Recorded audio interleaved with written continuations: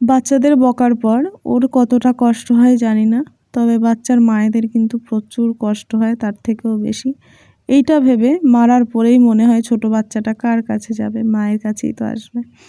যদিও আমি তোজোকে মারিনি, কিন্তু আজকে একটু বকেছি, তো বেশ ভালোই বকেছি। মারলে কিন্তু ও তেমন কান্না করে না, বকলে প্রচণ্ড কষ্ট পায়, কেননা ও সমস্ত কথা বোঝে, অ্যান্সার করতে পারে না প্রপারলি, বাট বোঝে সমস্ত কিছু। তো সারাদিনের যা টুকটাক কাজকর্ম থাকে সংসারে সবটাই সেরেছি, কিছু কাছাকাছি ছিল সেইগুলোও সেরেছি। যেহেতু সারাদিনটা কাজে কাজেই যায় আর রাতেও লেট করে ঘুমোয়, তাই দিনেও লেট করেই ওঠা হয়। আর তোজোর বাবা যেহেতু বাড়িতে নেই এখন, আর একটু চাপে আছি আর কি।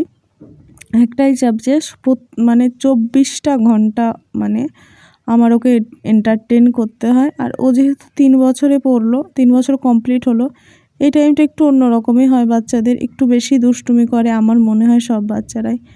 তো যাই হোক, ওকে বকার পর প্রচণ্ড খারাপ লাগে আমারও। তো তারপরও বললো দিন শেষে সন্ধেবেলা, মাম্মা ফুক্কা খাবো। এখন আমরা ফুক্কা করেছি, কিন্তু ফুক্কা তো ও খেয়েছে 2টো, আর ও সমস্তটা আমাকে খাইয়ে দিয়েছে বসে বসে। ও যাই খাবে আমাকে খাইয়ে দেবে। তখন এত কষ্ট হয়, বুকটা মনে হয় ফেটে যায় যে এই ফুলের মতো বাচ্চাটাকে আমি কি করে কষ্ট দিয়ে কথা বললাম। তো যাই হোক, আমি জানি প্রত্যেকটা মার জীবনই এই রকমই হয়।